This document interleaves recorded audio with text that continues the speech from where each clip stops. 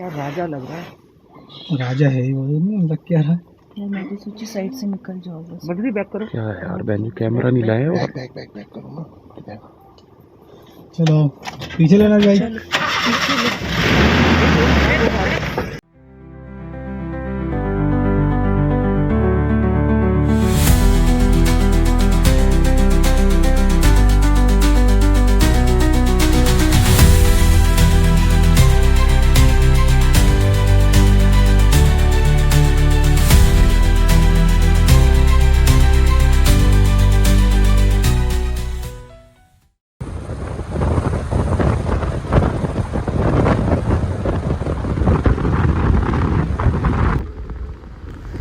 So finally कुछ ही देर बाद मैं पहुंचा जिम कॉर्बेट नेशनल पार्क के सबसे famous entry gate Dhangari gate, जहां से आज मेरी ढिकाला के लिए जंगल सफारी होने वाली थी और आज मैं रुकने वाला था अंदर। लास्ट टाइम जब मैं आया था तो मैंने कैंटर सफारी की थी, जो सिर्फ डे विजिट होता है कैंटर, मॉर्निंग एंड इवनिंग, जिसके 2 टाइमिंग है, सुबह 6 से 10 और दोपहर में 2 से 6। लेकिन आज मैं रुकने वाला था अंदर, तो फाइनली हम लोगों ने अंदर एंटर किया और ये आप देख सकते हैं 360 view Jim Corbett national park के famous entry gate Dhangari gate का। यहाँ से आप अंदर एंट्री करोगे और ये सामने इसका म्यूज़ियम है, जो कभी और विजिट करेंगे। फ़िलहाल वक्त है अभी अपनी कॉरेस्पॉन्डेंस करने का, तो सबसे पहले हमें कराना है अपनी सारी आईडी वेरिफिकेशंस, जिसके बाद हम लोगों को अंदर एंट्री मिल सके। तो कुछ ही देर बाद हमारे जो गाइड सर थे वो, उनके साथ हमने खड़े होकर के अपनी आईडी वेरिफिकेशन कराई। आईडी वेरिफिकेशन मीन्स कि जो आपने जिस तरह से ऑनलाइन बुकिंग की है, आपकी वो सारी आईडीज़ मैच कर रही हैं नहीं कर रही हैं, वो सारी कॉरेस्पॉन्डेंस। और ये सारी कॉरेस्पॉन्डेंस करने के बाद हम लोग तैयार थे अपनी अल्टीमेट जीप सफारी के लिए। सो get ready into the wild. तो फाइनली हमारी ढिकाला की सफारी यहाँ से स्टार्ट हो चुकी है। सारी फॉर्मेलिटीज़ पूरी करने के बाद हमारी सफारी अब स्टार्ट हो चुकी है। तो भी आज बहुत कुछ कवर करना है। एक रात यहाँ अंदर जंगल में वाइल्ड एनिमल्स के साथ स्पेंड करना है। तो अभी हमारे साथ सफारी में हैं हमारे मोस्ट टैलेंटेड नूर भाई, और साथ में है मेरे कलीग नितिन, गौरव सर, और पीछे हमारे गाइड, क्या नाम है सर आपका? Saurabh Gyani sir. Okay okay okay. So Jim Corbett national Park एक बहुत बड़े एरिया में फैला हुआ पार्क है, इसलिए इसको काफ़ी सारे जोन में डिवाइड किया गया है। इसमें कई सारे फेमस जोन हैं, जिसमें से आज हम सबसे फेमस जोन ढिकाला की सफारी करने वाले थे। लेकिन आज हमारा स्टे ढिकाला में नहीं था, आज हमारा स्टे गिरल में था। तो सबसे पहले हमें गिरल पहुँच कर अपना चेक इन करना था, उसके बाद अपनी आफ्टरनून सफारी करना थी। जंगल बहुत पॉजिटिव था और बहुत एनर्जी भी थी हमारे अंदर, क्योंकि जो ये कह सकते हो आपके सबसे ज़्यादा तो खुशी इस बात की थी कि आज night stay in middle of the jungle. ये अपने आप में बहुत खास चीज़ होती है, क्योंकि जीप सवारी में अपने प्लस पॉइंट ये होते हैं कि आप जब कैंटर सवारी करते हो या डे विजिट करते हो तो आपके पास टाइम बाउंडेशन होती है कि इसके अंदर आपको वापस बाहर आना है। कहीं कॉल हो रहा है, कहीं अगर आपको लग रहा है कि थोड़ा मूवमेंट हो सकती है, लेकिन आपका अगर टाइम ओवर हो गया तो आपको बाहर आना ही पड़ेगा। लेकिन जीप सवारी जब आप फुल टाइम भी करते हो अंदर, तो आपके पास एक अपॉर्चुनिटी होती है अंदर रुकने की कि अगर कहीं मूवमेंट है, कहीं टाइगर साइटिंग होने के चांसेस हैं या कोई और कोई वाइल्ड एक्टिविटी है, तो आप वहाँ वेट कर सकते हो उस मोमेंट का। तो आपको ये बाउंडेशन होती है। तो कहीं ना कहीं ये चीज़ आपके एक ट्रिप को ज़्यादा एक्साइटेड बनाती हैं और ज़्यादा एडवेंचरस बनाती हैं। जंगल बहुत खूबसूरत था, फैब का मौसम है, वेदर बहुत प्लेजेंट है और जंगल में काफ़ी हरियाली है। थोड़ा अंदर आने के बाद ही वाइल्ड लाइफ ने हमारा वेलकम करना शुरू कर दिया था और इन स्पॉटेड डिगर्स ने अपनी प्रेजेंस से हमारा वेलकम किया। इन्हें यहाँ ऐसे खुले में इनके नेचुरल हैबिटेट में देखने का अपना अलग ही एक्सपीरियंस है। और जंगल बहुत खूबसूरत, सारी के साल के पेड़ हैं जो आप देख सकते हो, प्लांटेशन ये साल का है। और इसके बाद हम लोग थोड़ा आगे पहुँचे, जहाँ हम देख सकते हो ये जंगल बहुत खूबसूरत है। अच्छा, बहुत सी बात ये भी लोग पूछते हैं कि जंगल क्यों बंद हो रहा था, तो आप देख सकते हो कितनी सारी वाटर स्ट्रीम्स हैं, ये मानसून रिवर्स हैं जो बरसात के मौसम में काफ़ी सारी पानी भरने की वजह से यहाँ क्रॉस ऑफ नहीं कर सकती, इसलिए जंगल बंद हो रहता है। तो अभी हमारे पास टाइम है 15 जून तक, उसके बाद 15 जून से 15 नवंबर तक जंगल बंद रहेगा। ये ढिकाला का मेन रोड है जिससे आप सीधे जाकर ढिकाला जाते हो, लेकिन हम पहुँचे एक डाइवर्जन पे जहाँ से सीधे ढिकाला जा रहा था और राइट में टर्न लेने पर ये रास्ता रहा था हमारे गेरल रेस्ट हाउस। हमें पहले गेरल में चेक इन करना था, जैसे मैंने आपको बताया, अपना सामान वगैरह जो भी था वहाँ रखना था, अपनी एंट्रीज करना थी, उसके बाद ही हमारी सफारी कंटिन्यू होती। और वो सफारी टाइम था 1:45, 2 बजे की हमारी सफारी थी। उससे पहले हमें गेरल पहुँच के चेक इन करना था। और यहाँ का रास्ता थोड़ा कोर सा था, जैसे आप अंदर देख रहे थे। गेरल क्योंकि लिमिटेड लोग रुकते हैं, ज़्यादा लोग ढिकाला पसंद करते हैं क्योंकि ढिकाला बहुत ज़्यादा अंदर जाकर है। लेकिन एक वक्त था जब लोग गेरल रुकना पसंद करते थे, टाइगर मूवमेंट गेरल में ढिकाले से ज़्यादा हुआ करती थी। लेकिन इस वक्त ढिकाले में ज़्यादा मूवमेंट है तो लोग पसंद करते हैं कि वो गेरल की तरह ढिकाला स्टे करें। और आगे जाने के बाद आप देख सकते हो कि एक और रोड था, यहाँ अगर हम ऊपर लेफ्ट में जाएंगे तो ये ढिकाला चले जाएंगे, लेकिन हम जा रहे हैं गेरल। मतलब आई मीन टू से कि हम अगर गेरल से जब चेक इन करके वापस आएंगे तो हमें पूरे पीछे वाले रास्ते तक नहीं जाना है। ये रोड कनेक्टिंग रोड है, यहाँ से जाकर हम डायरेक्टली ढिकाला को कवर कर सकते हैं। और इसी बीच इन सारे एक्सपीरियंसेस के साथ कुछ एक वाइल्ड लाइफ से रूबरू होते हुए हम लोग पहुँचते हैं अपने रेस्ट हाउस गेरल। और इससे पहले जब मैंने लास्ट सफारी की थी तब मैं गेरल नहीं आया था। हाँ, 2012 में जब मैं ब्लॉग नहीं करता था तब मैं गेरल आया था, लेकिन तब का गेरल मुझे शायद इतना याद नहीं है। और ये हम पहुँच चुके हैं गेरल। ये सारी बिल्डिंग्स कुछ चेंजेस भी आए हैं, वो यहाँ जाके पता चलेंगे। पहले तो शायद लिमिटेड बिल्डिंग्स थी या फिर लिमिटेड सीट्स होंगी, आई मीन रूम्स। अब यहाँ डॉर्मेट्री रूम्स, काफ़ी सारी फैसिलिटीज़ हैं, तो आज यहाँ जाकर ही पता चलेंगे। फ़िलहाल अब हम लोग यहाँ रुकते हैं, थोड़ा ब्रेक लेते हैं, अपने सारी कॉरेस्पॉन्डेंस पूरी करते हैं, उसके बाद सफारी कंटिन्यू करेंगे और मिलेंगे आपसे अपनी जंगल सफारी पर। तो तब तक के लिए वीडियो में बने रहिए, वीडियो को लास्ट तक देखिए and keep supporting and keep watching. तो फाइनली हम लोग पहुँच चुके हैं गेरल। एक मिनट नूर भाई का माइक ऑफ ऑन कर दिया। ये हमारा परमिट है, मैं यहाँ सबसे पहले अपनी परमिट में दिखा कर चेक इन कराना है। ये आ गया हमारा ऑफिस जहाँ में परमिट चेक इन कराना है, आई मीन परमिट चेक कराना है। ये पूरा एरिया आपको बाहर से भी बाद में दिखाते हैं।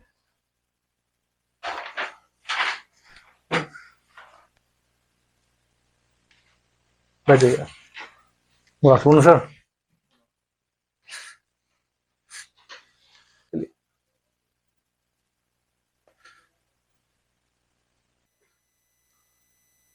ओके सो तो यहाँ 1 2 3 4 5 6 8 बेड हैं। ओके, ये हमारा 3 बेड हमारे लिए हैं जहाँ हम रुकने वाले हैं। ओके, चलें एक टी ब्रेक लेते हैं, उसके बाद सफारी कंटिन्यू करेंगे और आपको लेके चलेंगे जंगल के दूसरे हिस्से में। तो वीडियो में जुड़े रहिएगा और इस पूरी सीरीज को लास्ट तक देखिएगा। तो keep loving, keep supporting and keep watching. So सारी कॉरेस्पॉन्डेंस पूरी करने के बाद हमने अपनी सफारी स्टार्ट की और सबसे पहले नूर भाई हमें एक अलग एरिया में लेके गए जो काफ़ी कोर एरिया था और जहाँ हमारे अलावा कोई भी जिप्सी नहीं थी। इस रोड की कुछ और स्टोरी थी कि पहले ये रोड खुला हुआ था, अब बंद है, क्या है वो सब कुछ डिटेल में नूर भाई ने समझाया। आइए उनके इस एक्सपीरियंस को भी आपके साथ शेयर करते हैं। इस एरिया, ये जो वॉच टावर है जी जी, और इस एरिया का नाम है डबरिया चौड़। डबरिया चौड़। अगर हम इस रास्ते से पहले एक पुराना रास्ता यहाँ से जाता था, ये सामने वाला इस जोन इस रोड से जाएंगे, ठीक है, तो ये हम यहाँ से दोमुंडा चौकी पर निकल जाएंगे, दुर्गा देवी जोन में, ठीक है। तो अगर हम बाई रोड अगर नहीं आना है तो इस रोड से भी ये पेट्रोलिंग वगैरह भी कर लेते हैं, ठीक है। और पहले आना जाना भी कभी होता था करीब ठीक 20 है, साल पहले कभी। ठीक है। अब ये रोड टूट गई है, अभी इसमें नहीं। ओके, ये डबरिया चौक है। फिलहाल हम यहीं से मूव करेंगे वापसी। फिर यहाँ से हम वापस करेंगे, हमें आगे जाना नहीं है अलाउड। जी हाँ, आगे जाना अलाउड। आगे रास्ता रोड टूटी हुई है ना, आगे रोड टूटी हुई है पूरी सामने से, इसलिए अलाउड नहीं है। हम यहाँ तक आए थे विजिट करने क्योंकि यहाँ भी काफ़ी समटाइम्स ऐसा होता है कि चांसेस होते हैं सेटिंग हो जाती है, क्योंकि बहुत ज़्यादा एकदम ना एरिया जो है बहुत ज़्यादा वो है कोर। तो आपने देखा होगा कोई सफारी नहीं है, कुछ नहीं है, साइलेंट है एकदम। तो ऐसे ही एरियाज़ में अक्सर जो है रेस्टिंग मोड पर होता है टाइगर। तो अभी हम यहाँ तक आ गए हैं, यहाँ से वापस जा रहे हैं। सामने ये वॉच टावर है। अभी वॉच टावर पे चढ़ना अभी अलाउड नहीं है। अच्छा, किसी भी वॉच टावर पे चढ़ना अलाउड नहीं है जंगल में? अभी तो किसी भी वॉच टावर पे चढ़ना अलाउड नहीं है। ठीक है। ये करीब 5 साल पहले एक इंसिडेंट हो गया था। अच्छा, वॉच टावर पे से एक हमारे ड्राइवर थे जी, तो वो गेस्ट के साथ ऊपर थे, तो वो अचानक रेलिंग टूटने की वजह से नीचे गिर गए जी, तो उनके काफ़ी चोट आई थी। अच्छा, तो इसलिए एडमिनिस्ट्रेशन ने फ़िलहाल वॉच टावर पर रोक लगा दी थी, लेकिन अभी फ़िलहाल कुछ टाइम के बाद ये खुल जाएंगे। ठीक ये है। देख रहे हैं आप, कलर वगैरह हो गया उस पर, जी जी जी जी जी। मेंटेन हो गए, तो कुछ टाइम बाद ये खुल जाएंगे।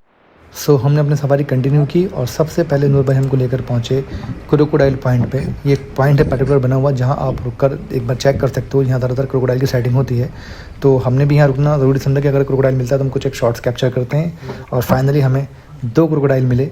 आइए उस एक्सपीरियंस को आपके साथ शेयर करते हैं।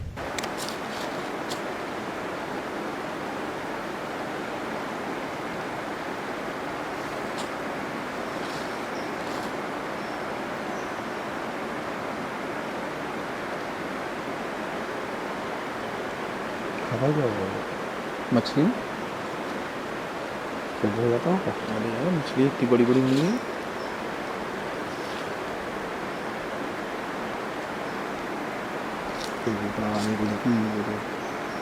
ये तो मटमैला हो रही है। तो सफारी कंटिन्यू थी, इन्वायरमेंट बहुत अच्छा था। और इसी बीच हम लोग पहुँचे एक दूसरे एरिया में जो रिवर कनेक्टेड था, जहाँ से काफ़ी दूर तक का आप देख पाते हो। तो वहाँ हमें एलिगेटर की भी साइटिंग हुई। एलिगेटर, क्रोकोडाइल एक ही फैमिली का हिस्सा है, लेकिन अलग अलग स्पीशीज़ हैं। तो आइए एलिगेटर की भी साइटिंग को आपके साथ शेयर करते हैं। सामने देखो क्रोकोडाइल।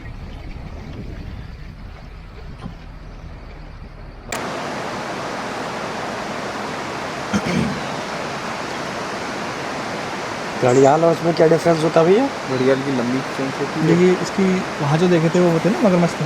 अच्छा, ये एलिगेटर है। इसकी नाक ये लंबी होती है नाक। सो अभी हम पहुंच रहे हैं high bank. High bank particular एक एरिया है जहां से बाइनोकुलर के जरिए बहुत दूर तक का ट्रैक कर सकते हो। तो ज़्यादातर ड्राइवर्स गाइड यहाँ जीप सफारी रोक करके टाइगर की मूवमेंट चेक करते हैं कि अगर कहीं पानी में दूर तक की मूवमेंट है तो आप देख सकते हो, और उस मूवमेंट के अकॉर्डिंग आप अपनी सफारी को उसी एरिया में कंटिन्यू कर सकते हो। तो नूर भाई ने भी डिसाइड किया कि आप लोग जीप में बैठो, आप नहीं उतरना, ये इतना सेफ एरिया नहीं है। मैं सिर्फ चेक करता हूँ कि अगर कोई मूवमेंट होती है यहाँ से तो ठीक है, हम लोग यहाँ वेट करेंगे, अदरवाइज़ इसके अकॉर्डिंग अदरवाइज़ फिर अपनी सवारी कंटिन्यू करेंगे। तो नूर भाई ने थोड़ी देर वेट किया, लेकिन वहाँ कोई ऐसी खास मोमेंट दिखे नहीं। तो हमने अपनी सवारी कंटिन्यू की और चले हम आगे की तरफ। आगे हमने फॉरेस्ट के अलग अलग हिस्सों में ट्रैक किया टाइगर की मूवमेंट को, और इसी बीच हमें कुछ अच्छी वाइल्ड लाइफ कैप्चर करने का मौका मिला। आइए उन अल्टीमेट एक्सपीरियंसेस को, उन अल्टीमेट साइटिंग्स को आपके साथ शेयर करते हैं थ्रू माई लैंड्स।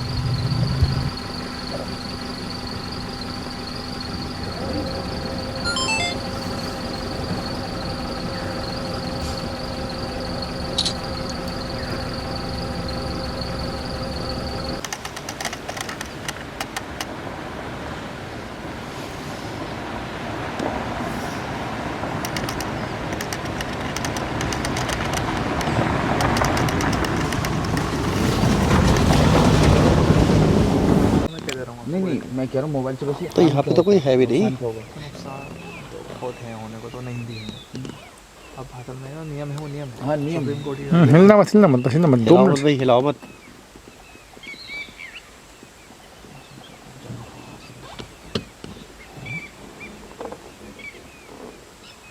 चार जनों का ग्रुप है।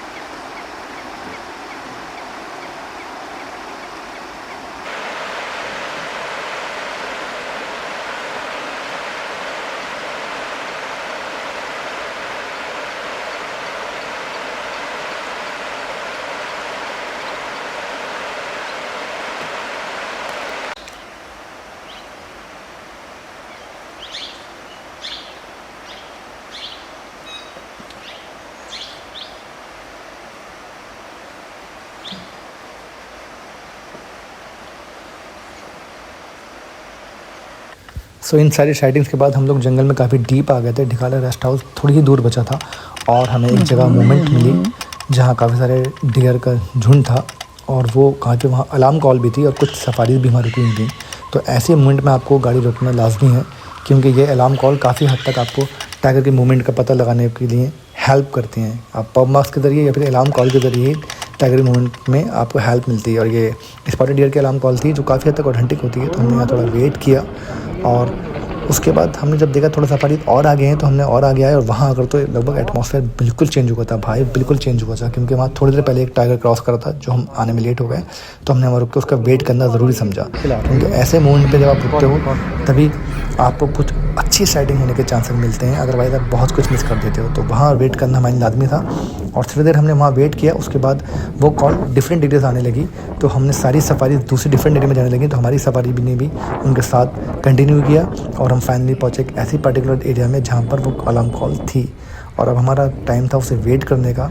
हमने वहाँ कुछ देर वेट किया, पर नूर भाई ने कहा कि हो सकता है किसी और टाइगर का मोमेंट कहीं और आगे हिस्से में हो, क्योंकि पिछले 2-3 दिन से जो है कुछ एक एरियाज हैं पर्टिकुलर जहाँ पे टाइगर्स मूवमेंट बहुत अच्छी रही है। तो हम एक बार वहाँ चेक करते हैं, हो सकता है हमें दूसरा टाइगर मिल जाए। तो हमने भी कहा ओके, तो ठीक है, हमारा वहाँ चलना ही ठीक है। तो हमने अभी इस टाइगर को छोड़ा, और हम उस टाइगर के लिए आगे चल दिए अपनी सफारी को लेकर।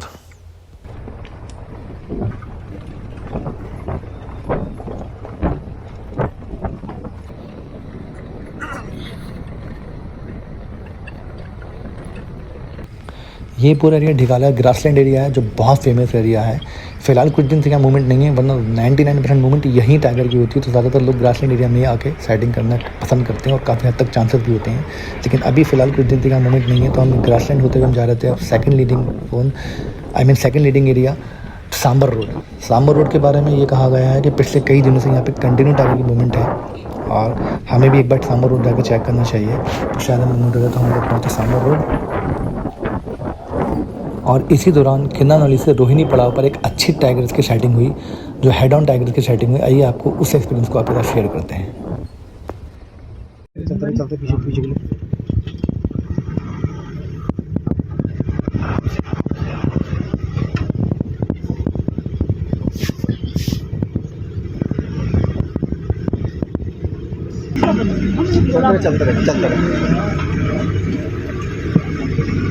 चलते पीछे चलते रहे नवेल चलता रहे। चलो पीछे वरना कट जाएगा ये, चलेगा नहीं। सीधा कर, सीधी गाड़ी बिल्ली इधर बैठ के बिल्ली इधर बैठ के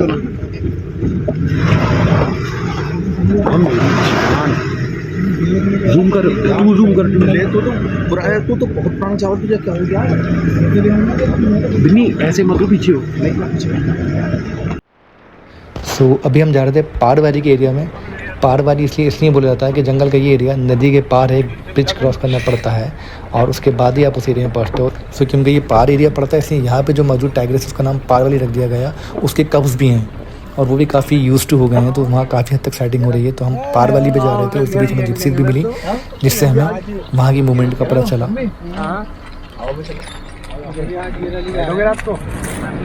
क्या है मामला? कुछ नहीं, टाइगर आ गया, निकल गया टाइगर, वहाँ पे था, निकल गया।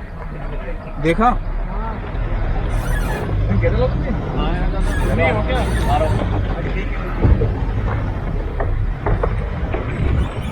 रात में बैठ के यार। सो उनसे कम्युनिकेट करने के बाद हमने अपनी सवारी कंटिन्यू की और हम पहुँचे फाइनल इस एरिया में, जो बहुत खूबसूरत था। दूर दूर तक पानी था और अल्टीमेट ब्रिज तक से क्रॉस करके हमें आगे जाना था। यार उधर तो था एक टाइगर, बता रहे हैं कि वो मेन रोड पे आया, वो ढिकाला से 2 किलोमीटर पहले कमरकंटक रोड नहीं चलती, हाँ उधर को चढ़ा। वो वहाँ वेट करा हमने आधा घंटा, लेकिन सांबर भी देखा, सांबर में देखा तुमने? रिवर क्रॉस करी, हल्दी वाले भांग से इधर को रिवर क्रॉस कर दी। हम तो केरल जाना है, हम मेन रोड से आ रहे हैं सांबर से।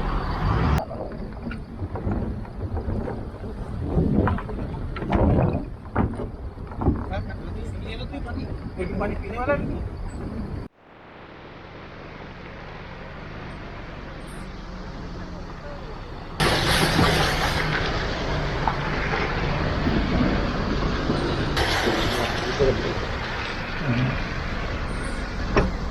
तो हमने कुछ देर वहाँ वेट किया, जिप्सी क्रॉस होने दी। उसके बाद हमने अपनी जिप्सी उस एरिया में लेके गए।